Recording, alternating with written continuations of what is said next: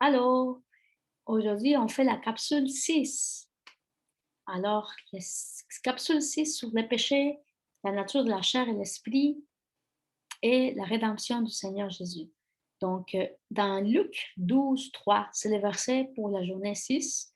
Luc 12, 3. Je partage mon écran. Ça dit, c'est pourquoi tout ce que vous aurez dit dans les ténèbres sera entendu dans la lumière. Et ce que vous aurez dit à l'oreille dans les chambres sera péché sur les toits. Excusez-moi, prêché sur les toits. Ça sera publié. Ce qu'il nous dit ici, le Seigneur, c'est nous dit, c'est pourquoi tout ce que vous aurez dit dans les ténèbres sera entendu dans la lumière.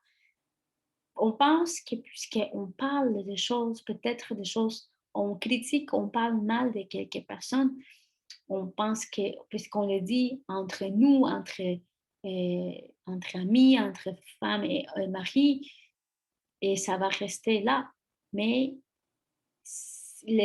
comme il dit, c'est une expression qu'on dit que les murs y ont des oreilles. C'est le Seigneur qui entend. Et tout ce qu'on fait, tout ce qu'on dit, on ne le fait pas pour qu'on ne fait pas un secret pour que les gens ne le voient pas. Ça sert à quoi? C'est pas les gens qui ne vont pas nous juger. C'est Dieu qui nous juge à la fin du temps. Donc, c'est pour ça il dit dans cette verset que tout ce que vous aurez dit dans les ténèbres sera entendu dans la lumière. C'est-à-dire, Dieu entend tout. Et ce que vous aurez dit à l'oreille dans les chambres sera prêché sur le toit. Et normalement, les mensonges et les choses qu'on peut dire se découvrent toujours, ça se sait, ça est dévoilé, exposé. Le mal est toujours exposé à la fin. Peut-être pas immédiatement, mais sera exposé à la fin. C'est ça qui veut dire ce verset. Et en Jacques 4, 2, 3, ça dit, vous, je vais juste agrandir, vous convoitez et vous ne possédez pas. Vous êtes meurtrier et envieux et vous ne pouvez pas obtenir. Vous avez des querelles et des luttes et vous ne possédez pas parce que vous ne demandez pas. Vous demandez et vous ne recevez pas parce que vous demandez mal, dans le but de satisfaire vos passions. Donc voilà, il nous dit carrément la convoitise, vous convoitissez et vous ne possédez pas. Il dit des fois, on veut plus et on en a moins, on n'en a pas. Les choses ne se donnent pas.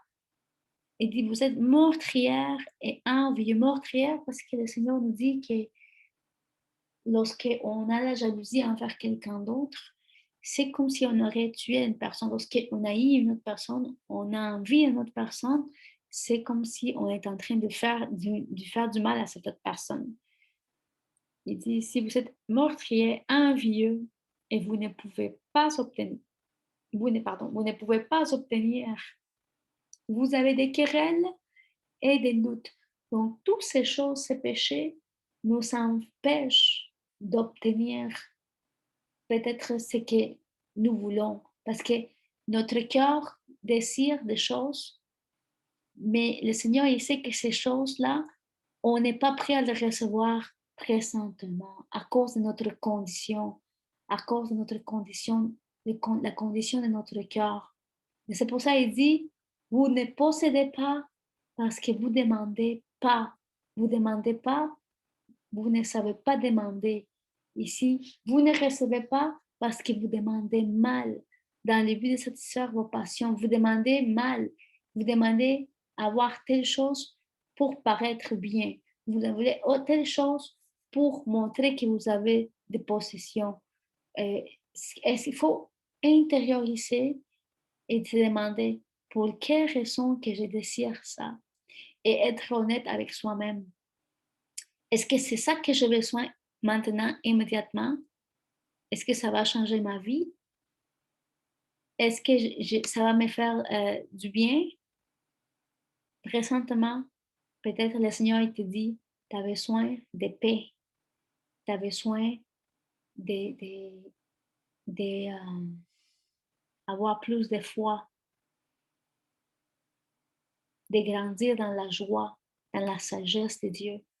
Et nous, on demande des choses peut-être qui ne vont pas être bénéfiques. Oui, le Seigneur est un Dieu abondant, il veut qu'on ait tout. Il veut qu'on ait la santé, la prospérité et tous les biens et la sagesse spirituelle. Mais c'est par étapes.